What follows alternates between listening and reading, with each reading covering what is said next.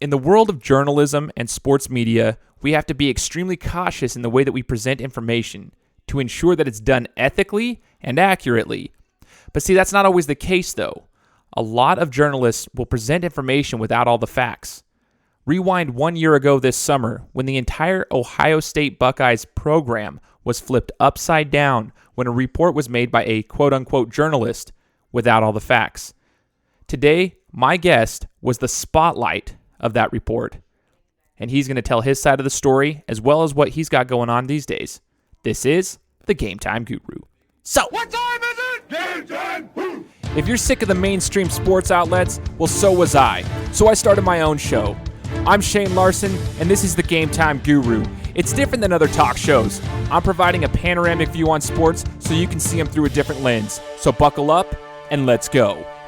What's up, everybody? Welcome out to the Game Time Guru podcast. I'm the host, Shane Larson, and I want to welcome anybody who's new to the show. This is their first time listening.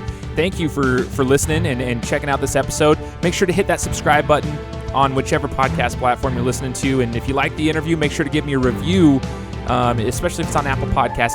It's super helpful for me as the growth of the show continues. Now, guys, I'm an Ohio State Buckeyes fan. You guys know that. Anybody who's listening or has followed me on social media or has followed the podcast from the very beginning, you guys know I love the Buckeyes.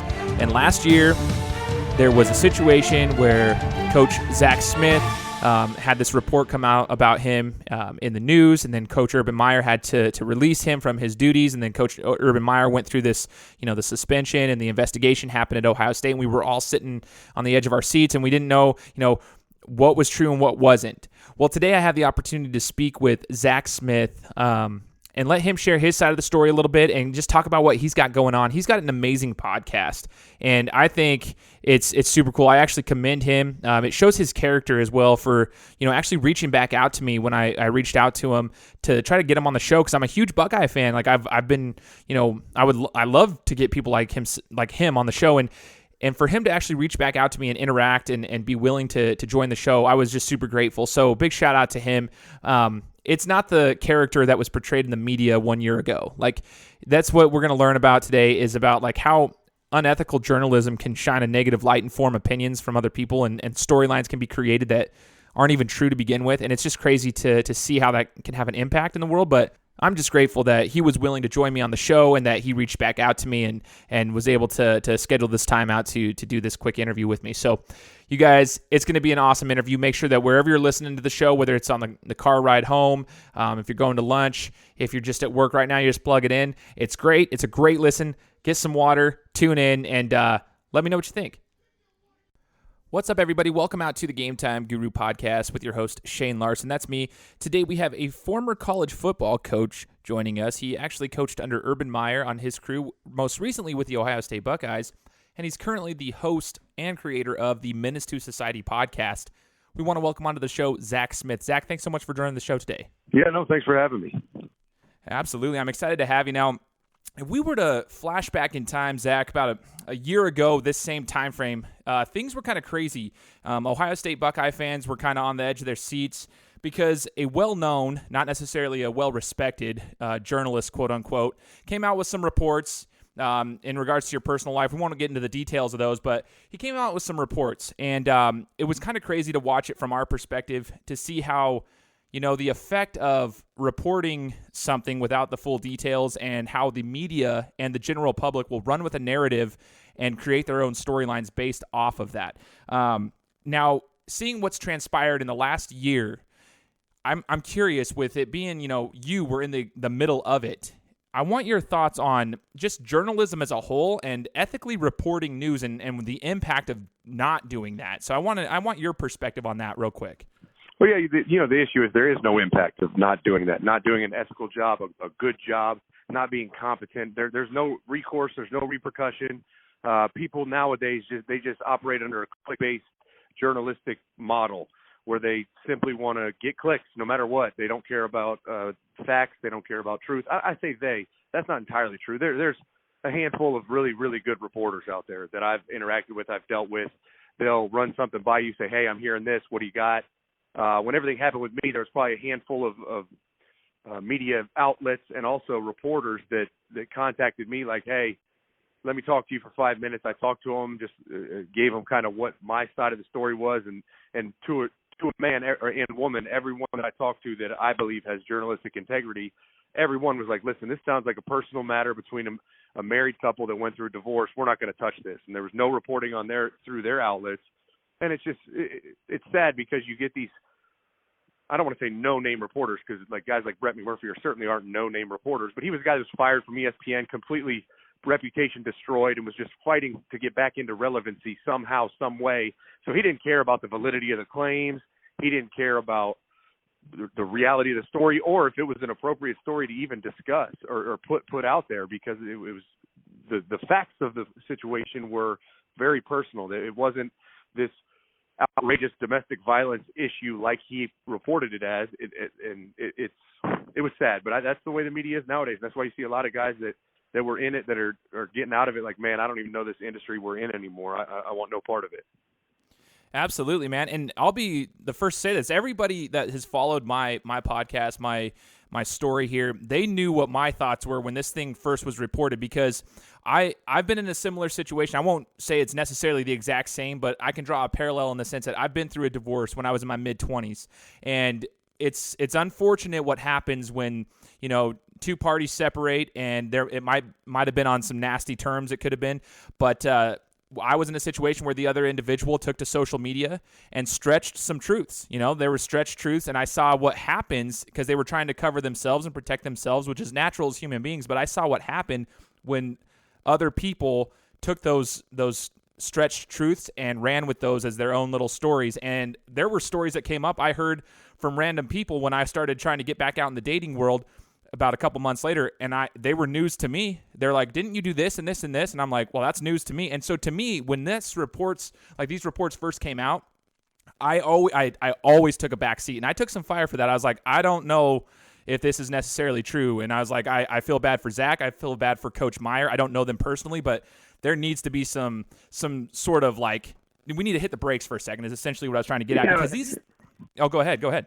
No, it's just, it's mainly sad because of my situation and most situations, mine obviously more public than most, if not all, is you get people without details, without knowledge, without truths, forming opinions, when the people with details, with knowledge, and with truths formed opinions, made decisions, and that should have been the end-all, be-all, but in my situation, it wasn't. I mean, you had police departments made decisions, prosecutors made decisions, head coach made a decision, athletic director made a decision. All these people made a decision that support what I claim to have happened, and that's where it should have ended. Now we're dealing with reporters and media and public people that have no knowledge of anything. Now they're trying to form opinions and make decisions, and it's comical, really. It's like, you think you know better than the people that made the decision that this was not what it was reported as. It's just bizarre. It is exactly what you just said. It's bizarre. I love the word that you use, bizarre. And, it's unfortunately, it can be damaging to someone's reputation. So I've always, had a respect for you specifically because of the way that you held yourself. People would always, they get after, if you even voice your opinion in social media back then, like people would fire at you. And I'm like, no, he has a right to say because someone can only take so much of that when it's damaging their reputation. So I respected the fact that you actually stood up for yourself. Now, someone that's gone through that, Zach, someone who's been through that, I just kind of want your thoughts. If you could give any advice to somebody who might be going through a similar situation, who really has no control over it and it blows up, do you have any advice for either journalists for that matter, or for people who might be going through a similar situation? I mean, for journalists, I think it's just important you vet all your sources. You really try to look at both sides, investigate both sides, and try to get the closest thing to the truth you can get. Obviously, you'll never have the full truth. Everyone's going to have a slanted view or opinion of a situation, especially when their own self-interest is in mind. But, I mean, that should be journalistic 101. I don't know why they would need that advice. That should just be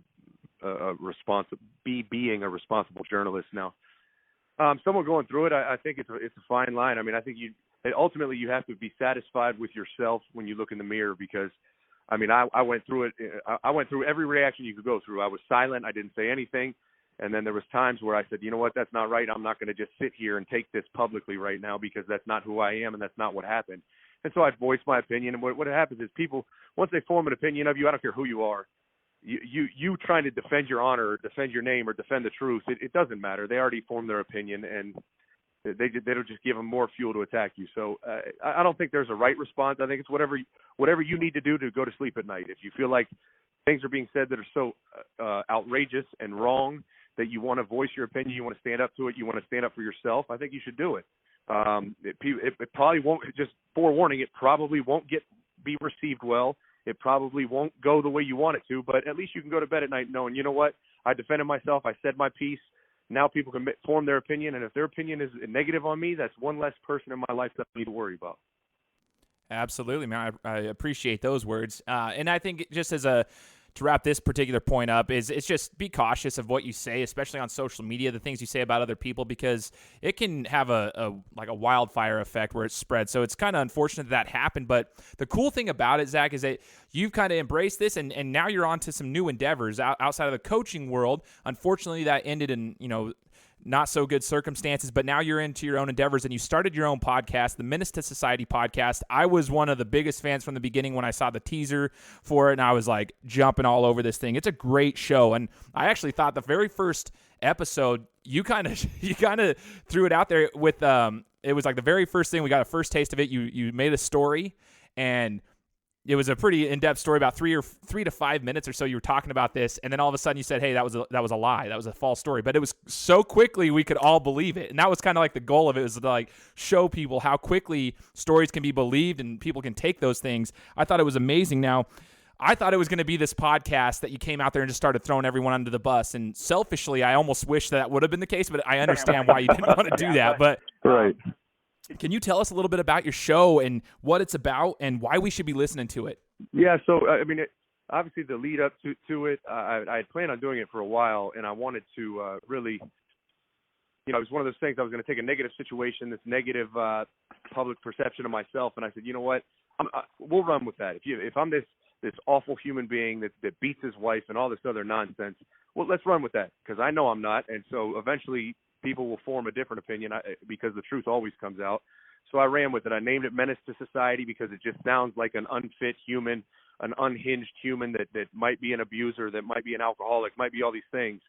When in reality, the premise of the show is I want to be a menace to what's wrong with society and a menace to things that I believe in society need to be put out there. Like in college football, it's really mainly a show about college football. It's a former football coach, myself, that has nothing to hold back. I mean, it's a chance to get behind the scenes, dive into what is college football on a much deeper level than anything else out there.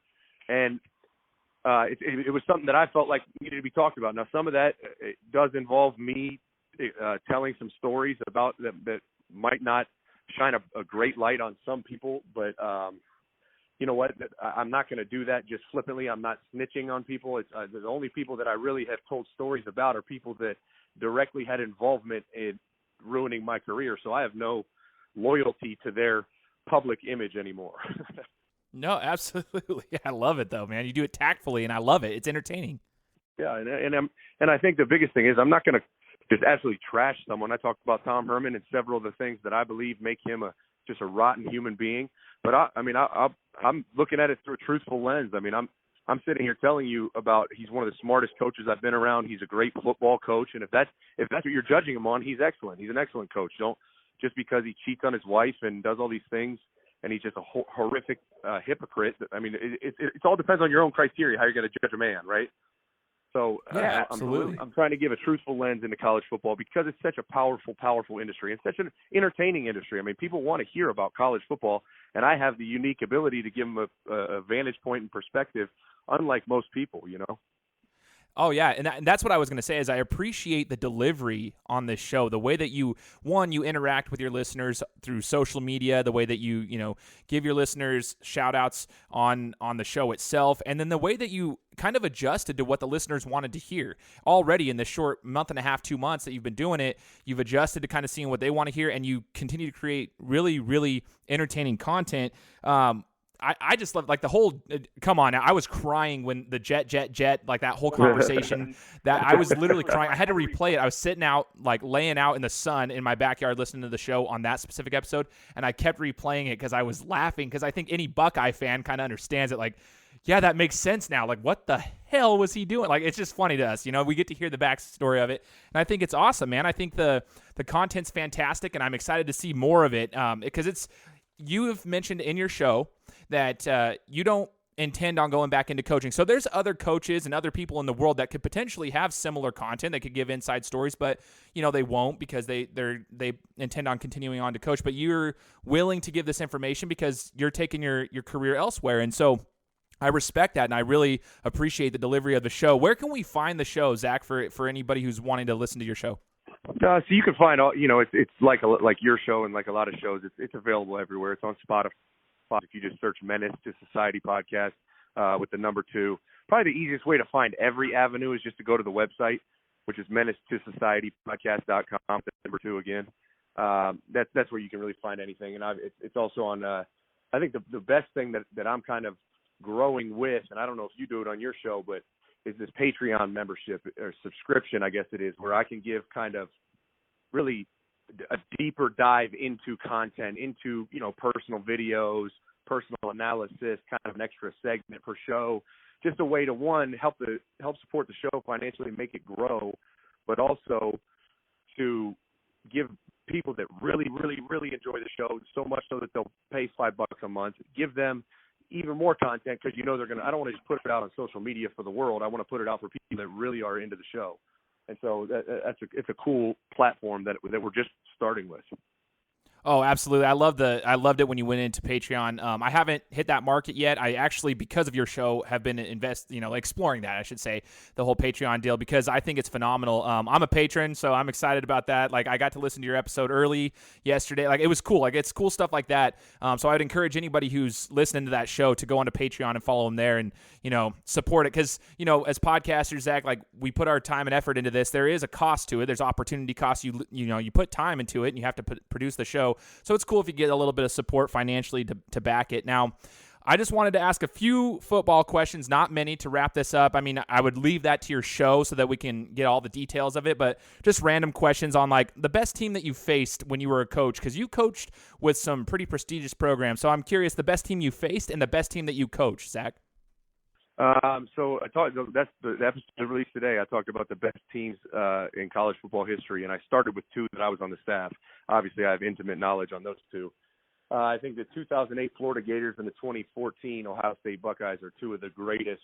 I don't know. Everyone can have an opinion. They're top 5, top 10 teams in the history of the game.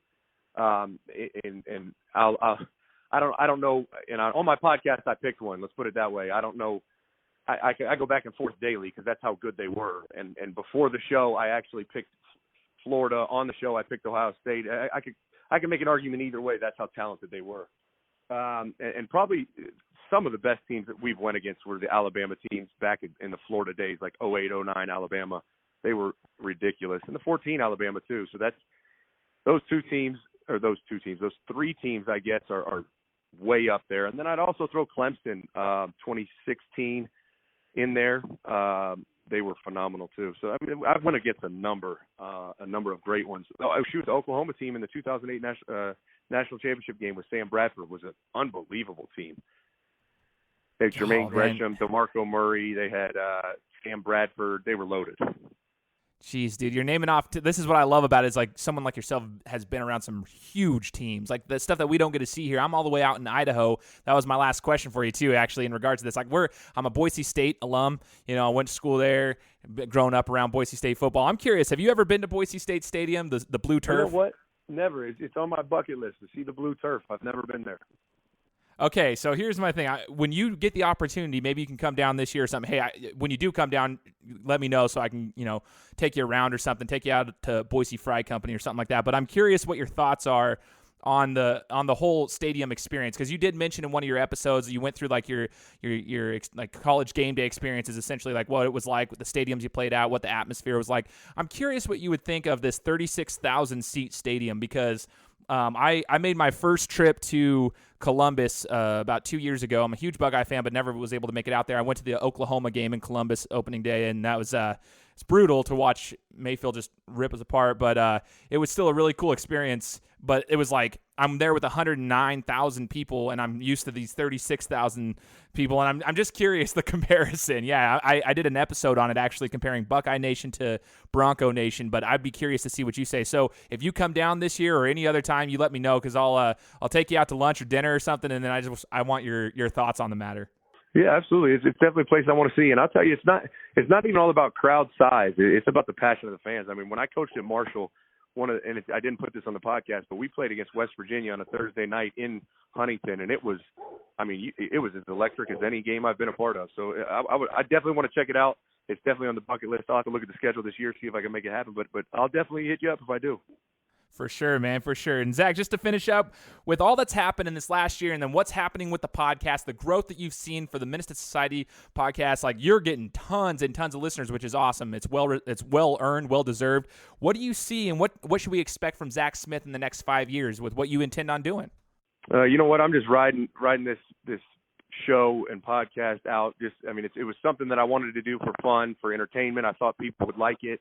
And it was also slightly therapeutic. I mean, I didn't pour 15 years into college football for no reason. I love the game. I love the details and intricacies of the game. And so I'm just going to ride it out and see what it is. It's certainly not my career of the future right now, but if it became that, that'd be cool. But I'm not banking on that. So we'll see. We're just going to grow with it, run with it, have fun with it, see how big it grows, how big it can become, and then see from there. Awesome, man. I'm excited to see the growth of it and see where you go, but I like the whole one step at a time mentality. So, ladies and gentlemen, once again, this is Zach Smith, and I appreciate you, Zach, for joining the show and taking the time out of your busy schedule. Thank you so much, man. Yeah, absolutely. Thanks for having me. For sure. And for all the listeners out there, I hope you guys enjoyed this interview. Make sure you're subscribed to the podcast, and make sure to go check out Menace to Society, his show. Listen to Zach give some inside information on college football. It's super intriguing and super entertaining. You guys are going to love it. And you guys know the drill. We'll talk to you next time. Guys, thanks so much for listening to another episode of my show. Now, if you could go and do me a favor, head over to iTunes, give me 5 stars, and leave me a review. It would be greatly appreciated. Thanks, guys. Appreciate your support.